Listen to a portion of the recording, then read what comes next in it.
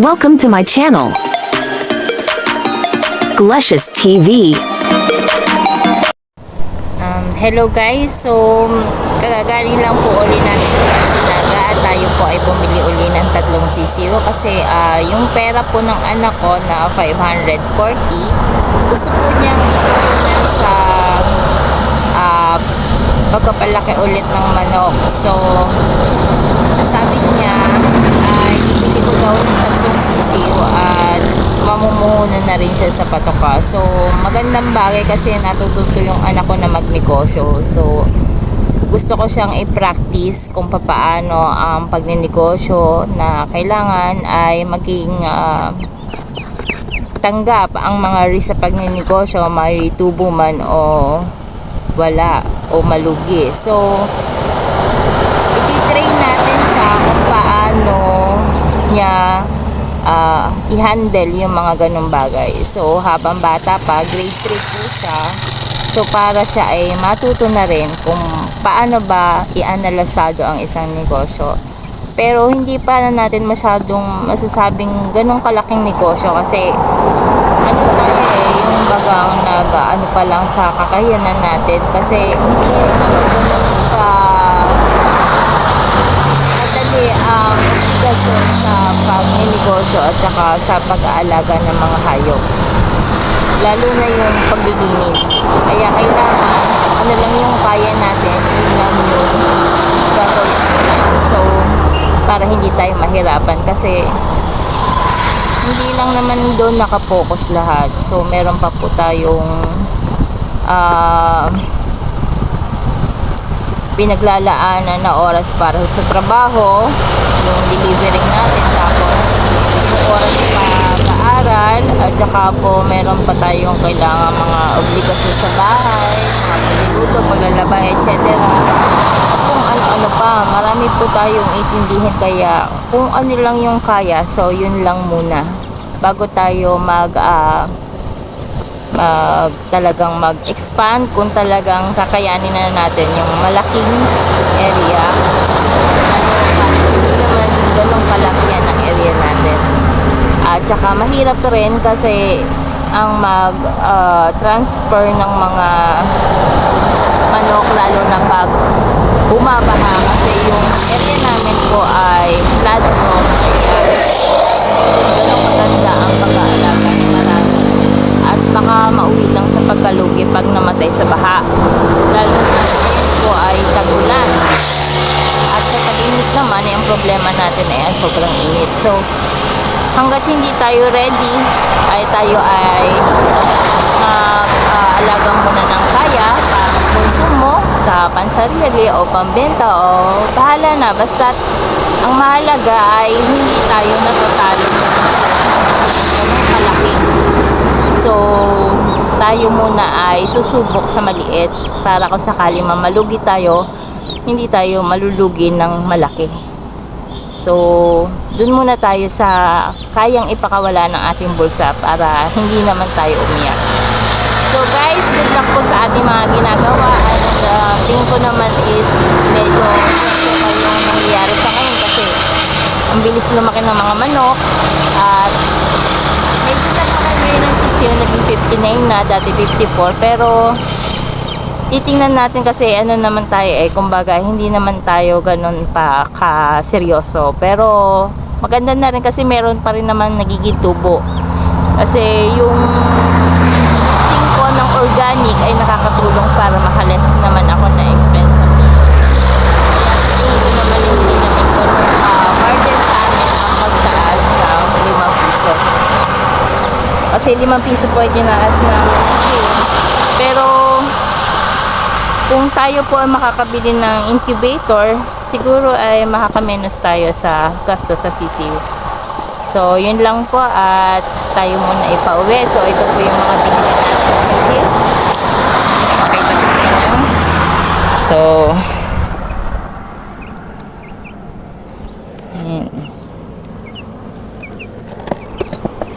yan, may mga sisiw na po ulit ang binili. Tapos meron po tayo dito na patoka.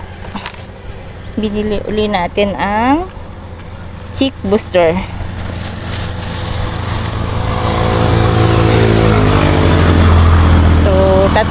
kilo na chick booster. At bumili na rin tayo ng bagong patukaan. So, ito po siya. Akala ko mahal, mura lang pala. 45 lang. So, guys, gusto ko rin i-share sa inyo po ang kagandahan ng paligid natin dito sa probinsya. So, ito po ang itsura. Napakagandang mga palayan.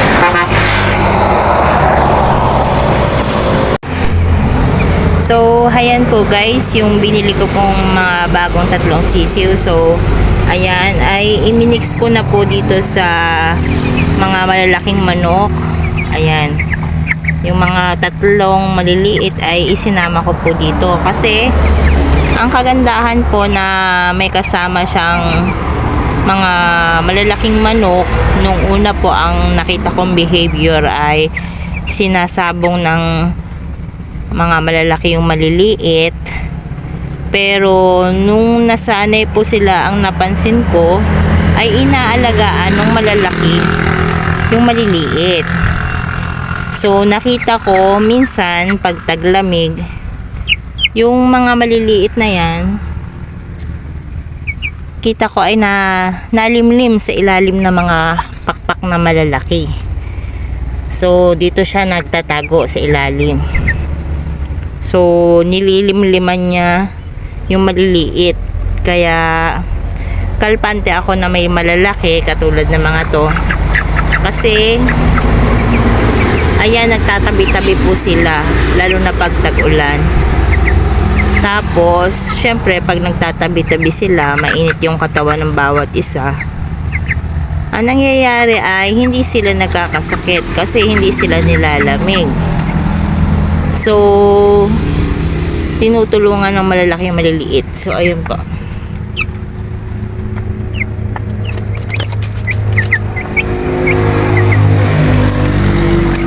Medyo malaki na ang bulas dito kasi makalipas na po ng ilang araw nung binili ko siya. So, ayan. Mabilis silang lumaki. Tapos, ito nga, every time po, lagi ako nagpapatong ng mga dahon, mga damo, diyan. So, nagpatong. And then, ang nangyayari, nagiging limliman nila. So, komportable silang matulog. Kasi, parang bed na nila yan. So, wala po kasing ipa. And, ang pansin ko kasi, pag ipa, masyadong mainit sa katawan. So, ang ginagawa kasi ng iba, ay kapag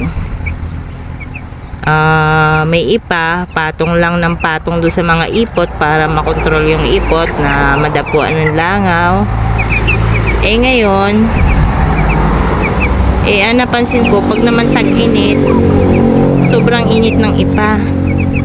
Eh ngayon, ito medyo presko yung mga dahon-dahon. Medyo presko sa katawan nila, tsaka malilom. Ayan. So, yan po ang update natin sa ating manukan. And kung mapapansin nyo po ang mga patuka, ayan, hinahaluan ko ng kaunting uling at saka po yung pinatuyo kong mga, ayan, yun po ay mga pinatuyong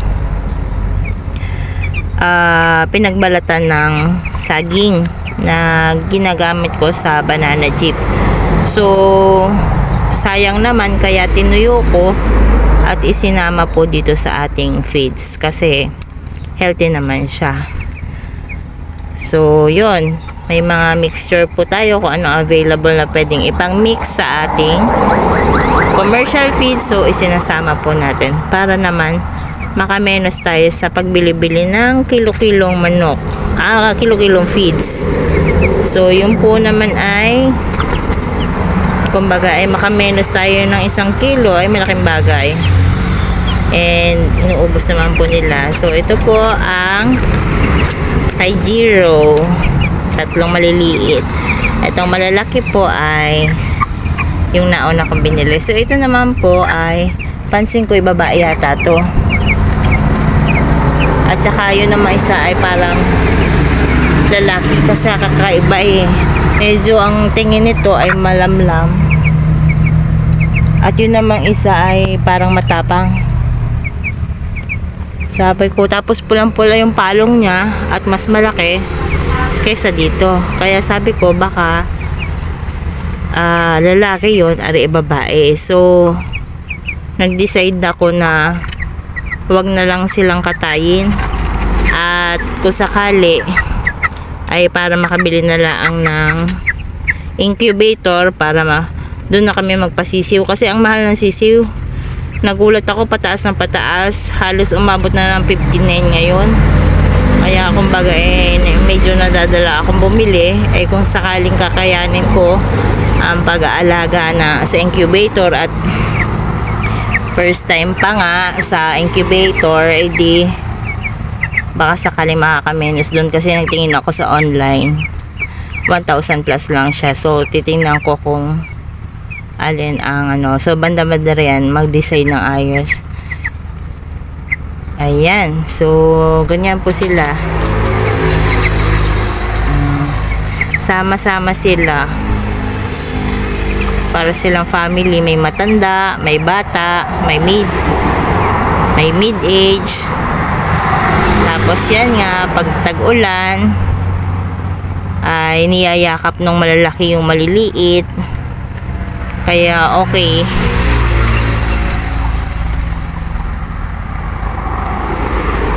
Ayan sobrang init ngayon. So parang hinihingal. Lalo na siguro kung hindi ganyan yung bed. And then ito po kasi papuno na. So gagawin ko ng compost at ililipat na po sila uli ng panibagong kulungan. Hahanap uli ako ng magiging pwesto nila. Kasi hindi pwede itong umabot ng tambak doon sa may simentong yon dahil baka mahulog, baka lumabas doon. Tapos mababaranggahan itong pinto ng napakataas. Mahirap na. So, ang gagawin ko ay ililipat uli sila. Tapos ng pwesto. Bahala na po kung anong susunod na decision. Pero yan po yung update natin ngayon.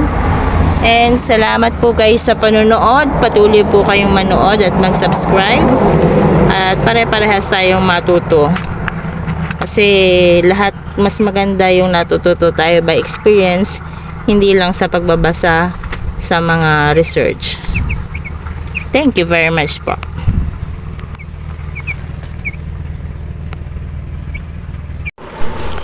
So, ito po ay nabilad ko na at nadurog na sa kabibilad. Lumutong na. So, ito po yung pinag-anuhan ng saging. Binilad yung mga peel ng saging na second part, na yung maputi. Tapos, binilad ko po.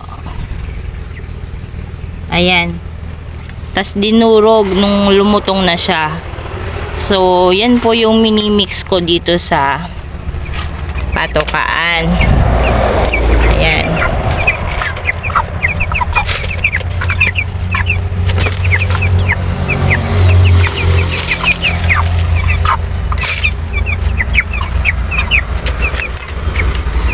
Sinasama ko po dyan sa kanilang patoka.